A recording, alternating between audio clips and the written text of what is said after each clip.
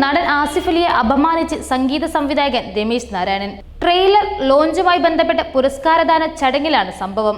രമേശ് നാരായണന് പുരസ്കാരം നൽകാൻ ആസിഫ് അലിയെ ക്ഷണിച്ചപ്പോൾ ആസിഫ് അലിയിൽ നിന്നും പുരസ്കാരം സ്വീകരിക്കാൻ അദ്ദേഹം വിസമ്മതിക്കുകയായിരുന്നു.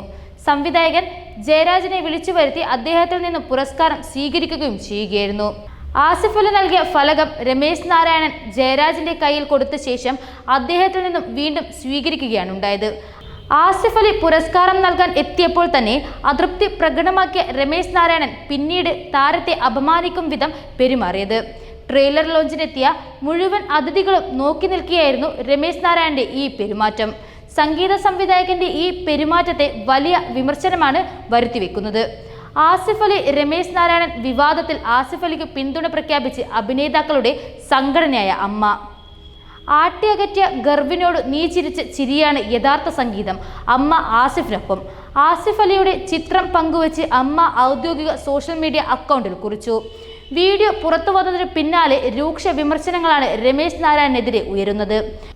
മോശം പെരുമാറ്റമാണ് രമേശ് നാരായണനിൽ നിന്നും ഉണ്ടായത് എന്നും മാപ്പ് പറയണമെന്നും ആളുകൾ പറഞ്ഞ് രംഗത്തു വന്നു. നടൻ ആസിഫ് അലിയെ അപമാനിച്ചെന്ന് ആരോപിച്ച് സംഗീത സംവിധായകൻ പണ്ഡിറ്റ് രമേശ് നാരായണനെതിരെ സോഷ്യൽ മീഡിയയിൽ കടുത്ത പ്രതിഷേധം ഉയരുകയാണ്. MD വാസുദേവൻ നായരുടെ 9 കഥകളെ അടിസ്ഥാനമാക്കി ഒരുക്കിയ ചലച്ചിത്ര സമാഹാരമായ മനോരഥങ്ങളുടെ ട്രെയിലർ ലോഞ്ച് ചടങ്ങിനെത്തിയതായിരുന്നു സംഭവം.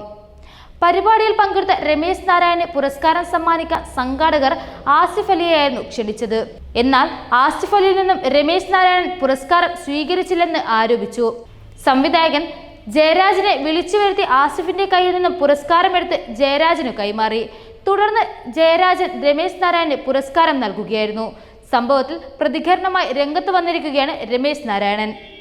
രമേശ് നാരായണന്റെ വാക്കുകൾ ഇങ്ങനെ: ജയരാജ് സംവിധാനം ചെയ്ത ചിത്രത്തിന് സംഗീതമൊരുക്കിയത് ഞാനാണ്. ട്രെയിലർ ലോഞ്ചിന് വേദിയിലേക്ക് ക്ഷണിക്കാതിരുന്നത് ചെറിയ വേദനയുണ്ടാക്കി.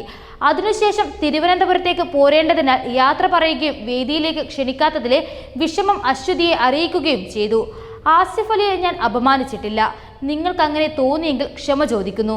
ആസിഫ് അലിയാണ് തരുന്നത് എന്ന് എനിക്കറിയില്ലായിരുന്നു. അനൗൺസ്മെന്റ് ഞാൻ കേട്ടിട്ടില്ല.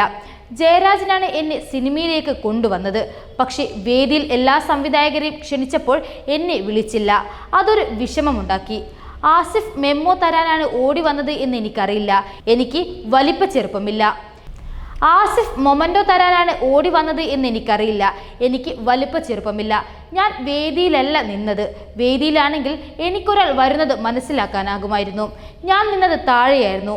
അപമാനിക്കുകയോ വിവേചനം കാണിക്കുകയോ ചെയ്തിട്ടില്ല. ഞാൻ എപ്പോഴും ചെറിയ ആളാണ്. ഞാൻ ഒന്നുമല്ല. എൻ്റെ പേരിൽ തെറ്റിദ്ധാരണ വരുത്തിയതിൽ മാപ്പ്. ആസിഫ് എൻ്റെ പ്രിയ നടന്മാരിൽ ഒരാളാണ്. ഞാൻ ആസിഫിനെ വിളിക്കാനിരിക്കുകയാണ്. തെറ്റുപറ്റിയെങ്കിൽ മാപ്പ് ചോദിക്കും. എനിക്ക് മാപ്പ് ചോദിക്കാൻ യാതൊരു മടിയുമില്ല.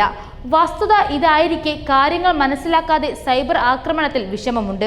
ഒരു മനുഷ്യനെ അപമാനിക്കാൻ എനിക്ക് പറ്റില്ല. ഇതായിരുന്നു രമേശ് നാരായണന്റെ വാക്കുകൾ.